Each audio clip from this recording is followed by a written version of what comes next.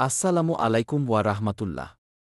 হৃদয় ইসলাম চ্যানেলের ভিডিওতে আপনাদের স্বাগতম। আজকে আমি আপনাদের এমন একটি গল্প শোনাব, যার নাম হল এক থলে সোনা এবং একজন সততার গল্প। বহু বছর আগের কথা। এক ছোট গ্রামে এক গরিব কিন্তু ভীষণ সৎ কাঠুরে বাস করতেন। প্রতিদিন জঙ্গল থেকে কাঠ কেটে তা বাজারে বিক্রি করে যা সামান্য আয় হতো, তা দিয়েই কোনোমতে তার সংসার চলত।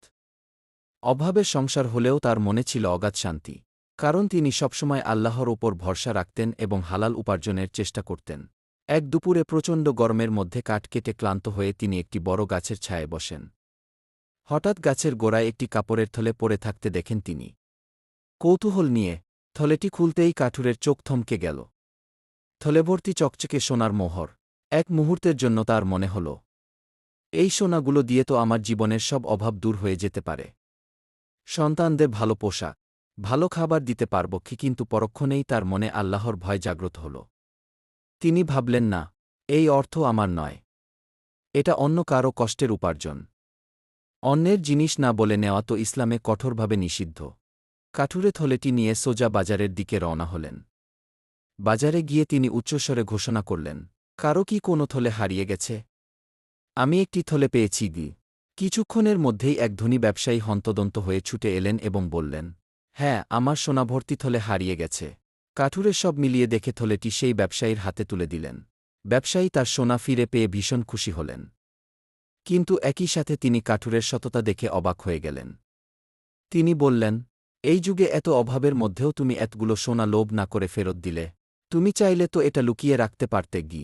কাঠুরে মুচকি হেসে বিনম্রভাবে জবাব দিলেন, আমি একজন মুসলিম।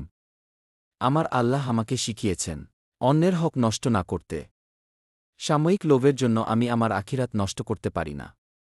আমার বিশ্বাস, আমি যদি আল্লাহর ভয়ে কোনো হারাম জিনিস ছেড়ে দিই, আল্লাহ আমাকে তার চেয়ে উত্তম কিছু দান করবেন গে।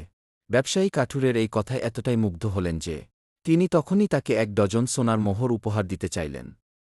কিন্তু কাঠুরে বললেন, আমি সততার কোনো মূল্য নিতে চাই না। তবে ব্যবসায়ী তাকে ছাড়লেন না। তিনি কাঠুরের সততায় মুগ্ধ হয়ে তাকে তার বড় ব্যবসার একজন বিশ্বস্ত ব্যবস্থাপক, ম্যানেজার হিসেবে নিয়োগ দিলেন এবং থাকার জন্য একটি সুন্দর ঘর দিলেন। খুব অল্প সময়ের মধ্যেই কাঠুরের সততা এবং আল্লাহর উপর বিশ্বাসের কারণে তার পুরো জীবনের মোড় ঘুরে গেল। তার অভাব দূর হল, অথচ তাকে কোনো অন্যায়ের পথ বেছে নিতে হয়নি। গল্পের মূল শিক্ষা, রাসূলুল্লাহ সাল্লাল্লাহু আলাইহি ওয়াসাল্লাম বলেছেন, যে ব্যক্তি আল্লাহর ভয়ে কোনো কিছু ছেড়ে দেয়, মহান আল্লাহ তাকে তার চেয়ে উত্তম কিছু দান করেন গে। মুসনাদে আহমাদ।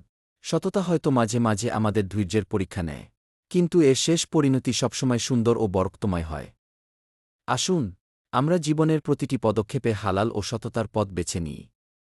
আল্লাহ তাআলা আমাদের সবাইকে সৎ পথে চলার তৌফিক দান করুক, আমিন। যদি আমাদের গল্পটি ভালো লেগে থাকে, তবে হৃদয়ে ইসলাম পেজটি ফলো সাবস্ক্রাইব করে আমাদের সাথেই থাকুন। আল্লাহ আমাদের সবাইকে হেদায়েত দান করুন, আমিন।